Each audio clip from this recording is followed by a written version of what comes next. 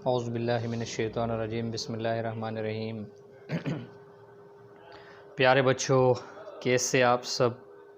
امید ہے آپ سب خیریت سے ہوں گے۔ پیارے بچوں، جیسا کہ آپ سب جانتے ہیں کہ میں ہوں اردو ٹیچر فضل سبحان۔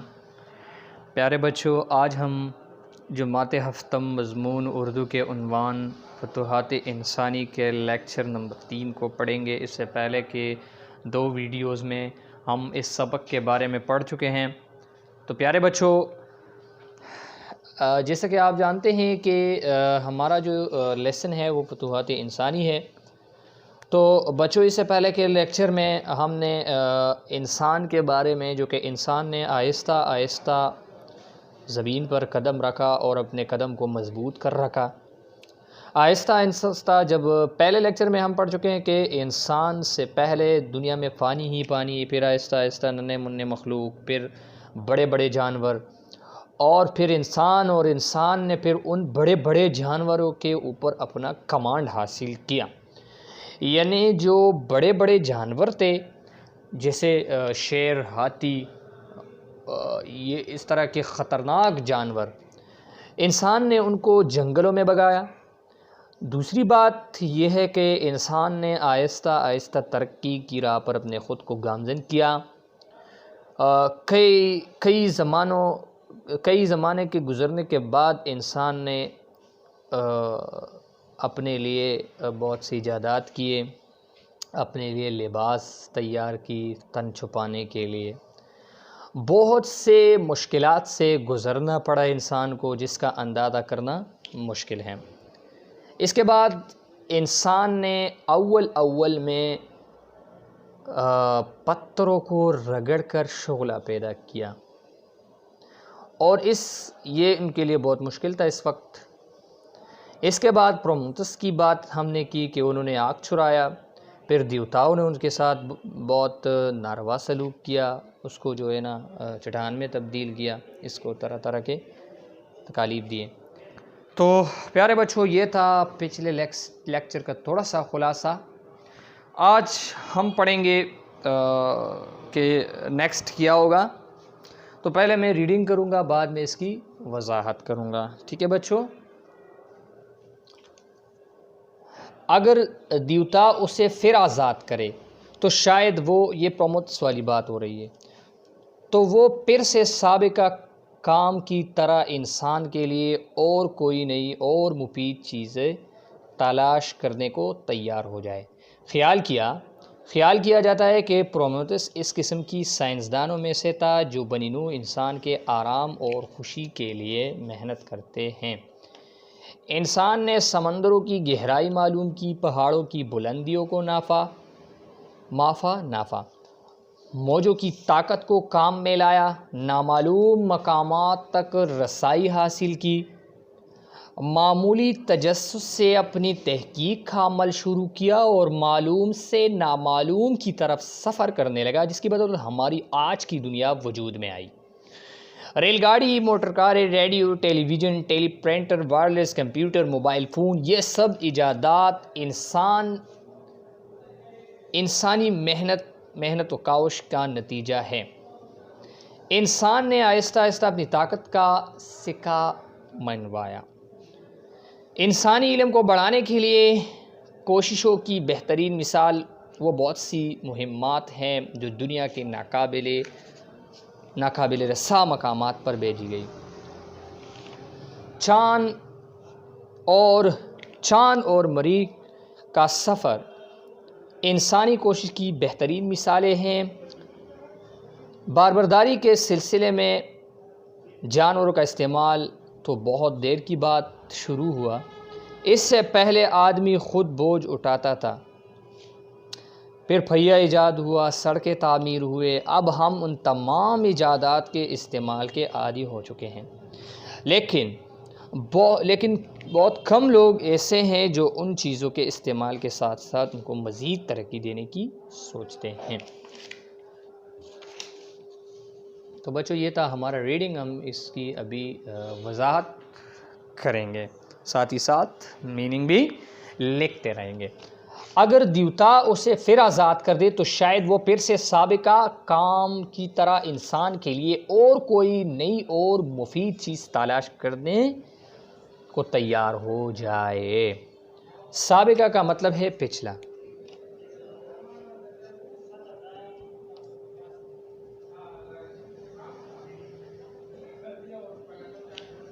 ٹھیک ہے، سابقہ پچھلا۔ اگر انسان نے اس کو چھوڑ دیا، آزاد کر دیا، اگر دیوتاؤں نے پرومیتھیوس کو آزاد کر دیا، چھوڑ دیا، تو وہ انسان کے لیے ایک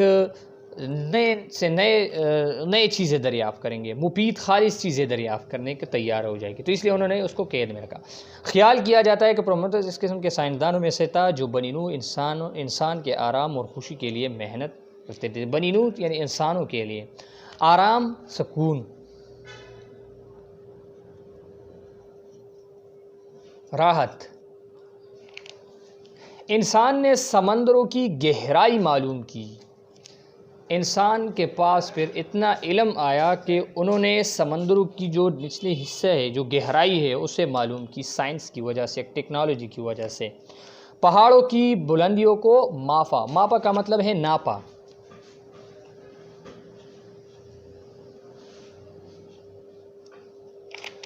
اچھا، موجوں کی طاقت کو، موجیں، لہریں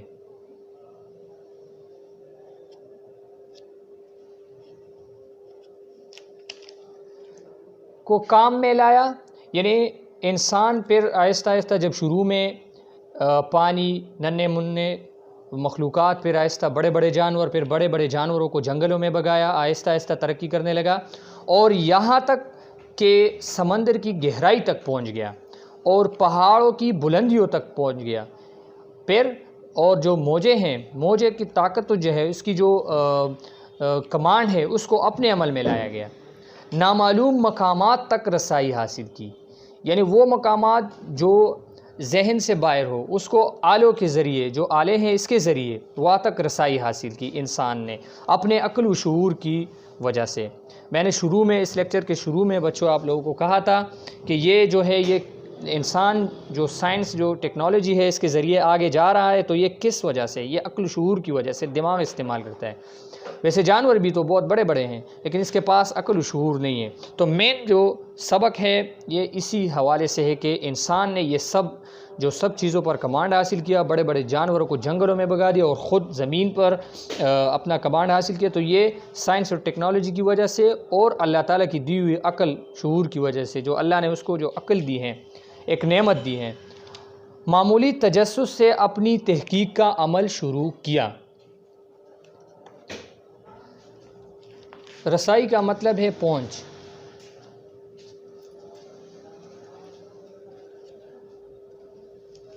رسائی کا مطلب ہے پہنچ۔ اچھا، اپنی تحقیق کا عمل اور معلوم سے نامعلوم کی طرف سفر کرنے لگا، جس کی بدولت ہماری آج کی دنیا وجود میں آئی۔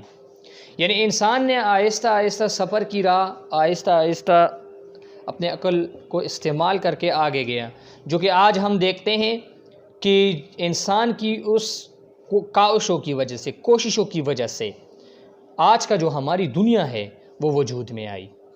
مثال کے طور پر ریل گاڑی، موٹر کاریں، radio, television, teleprinter, wireless computer, mobile phone, یہ سب ایجادات انسانی محنت کاوش کا نتیجہ ہے۔ محنت کاوش کا مطلب ہے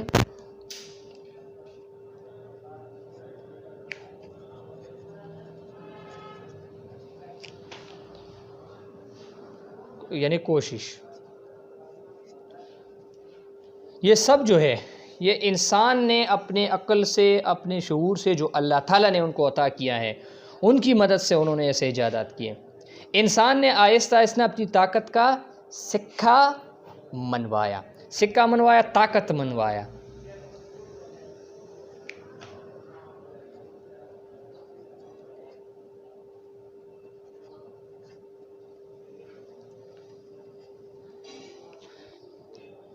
انسانی علم کو بڑھانے کے لیے کوششوں کی بہترین مثال وہ بہت سی مہمات ہے. مہمات کا بھی مطلب یہاں پر کوشش ہے.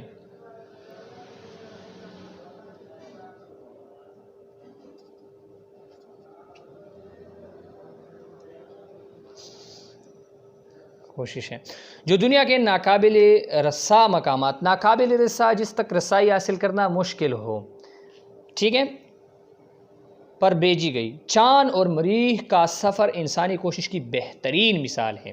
دیکھیں انسان شروع میں انسان کو اپنے خود کے وجود چھپانا، یعنی اس کو پردے میں رکھنا اس کو معلوم نہیں تھا، لیکن بعد میں انسان وہاں تک پہنچ گیا. آج ہم دیکھتے ہیں کہ چاند اور مریخ تک انسان اتنا اس کے پاس اتنا نالج، اتنا علم آ گیا، عقل و شعور سے نے ایجادات کیے کہ وہ وہاں تک پہنچ گیا. ٹھیک ہے بچوں، تو یہ اس کی جو ہے بہترین مثال ہے یہ چاند کا سفر کرنا. باربرداری کے سلسلے میں جانور کا استعمال تو بہت دیر کے بعد شروع ہوا. یہاں پر باربرداری کا مطلب ہے بچوں بوجھ لے جانا.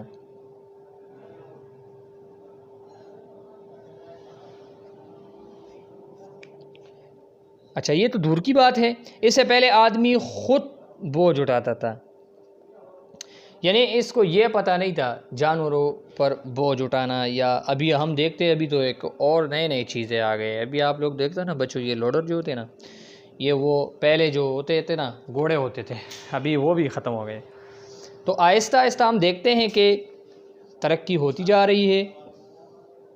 اس سے پہلے آدمی خود بوجھ اٹھاتا تھا، پھر پہیہ ایجاد ہوا، پہیہ، سڑکیں تعمیر ہوئے، پھر سڑکیں.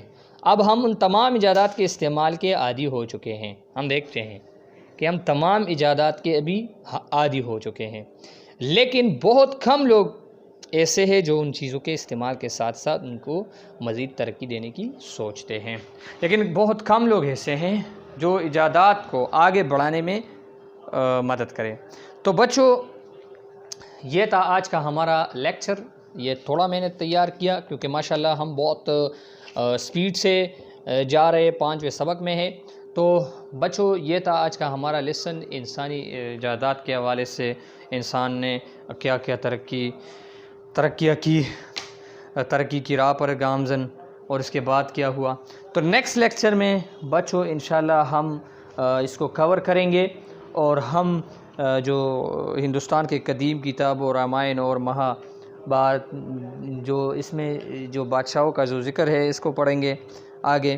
ٹھیک ہے، تو بچوں یہ میں نے پہلے آپ لوگوں کو بتایا تھا کہ یہ سبق تھوڑا مشکل ہے، اس کو سمجھنے میں آپ لوگوں کو تھوڑا وقت درکار ہوگا، لیکن ٹینشن نہیں لینا ہے. سمجھائیں گے، جو بھی مسئلہ ہے پوچھا کرے، جو بھی کویسچن ہے پوچھا کرے، ہم کلیئر کریں گے. تو بچوں ہوم ورک کے حوالے سے بھی میں بتا رہا ہوں کہ ماشاءاللہ آپ لوگ تو 7th کلاس تو very good, 7 class very good. آپ لوگ تو ماشاءاللہ سارے بہت اچھے بچے ہو، ورک بھی بیچتے ہو اور بہت قابل بچے بھی ہو، لیکن کوشش کیا کرے کہ اس سے بھی بہتر ہو جائے تو اچھا ہوگا. تو بچوں ہوم ورک، اس سے جو پہلے ہوم ورک تھا وہ تو میں نے آپ لوگوں کو اس کو حق میں دیا تھا، جملے اور الفاظ متضاد. آج ہم دوسرے سبق محسن انسانیت کے سوال نمبر 1 سبق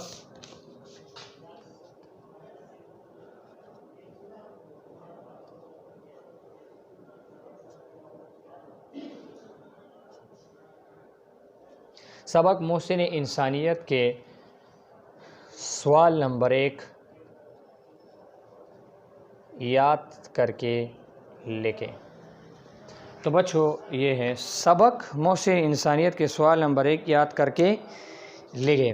یہ آج کا ہوم ورک ہے، کویسچن یاد کرنا ہے. ٹھیک ہے، اور جو بھی مسئلہ ہو تو پوچھ سکتے ہو. اچھا بچوں جو ہوم ورک سینڈ کیا ہے تشریح، اس کو بھی اس طرح لکھنا ہے کہ اس کے جو بن ہے یعنی اشعار ہے، اس کو پہلے ان اشعار کو لکھنا ہے، اس کے بعد اس کو تشریح کو لکھنا ہے. جس طرح آپ دیکھتے ہیں یہ وہ نبیوں میں رحمت لقب پانے والا، مراد غریبوں کی بر لانے والا، مصیبت میں غیروں کے کام آنے والا، وہ اپنے پرائے کا غم کا آنے والا، فقیروں کا ملجا، ضعیفوں کا ماوا، یتیموں کا والی، غلاموں کا مولا. یہ ایک بن ہے. تو ایک بن کی ایک تشریح میں نے سینڈ کیا ہے. پھر یہ دوسرا بن ہے تو دوسرے کی بھی سینڈ کیا ہے، اور یہ تیسرا ہے تو تیسرے کے بھی، تو ہر ایک بن کے ساتھ اس کی تشریح لکھنا ہے۔ تو پیارے بچوں، تھینک یو سو مچ، اللہ آپ سب کو خوش رکھے، ہم اپنے دعاؤں میں یاد رکھے، جیتے رہو۔ تھینک یو سو مچ پیارے بچوں، اللہ حافظ، اللہ سب کو خوشیاں دے، اللہ حافظ، اللہ حافظ۔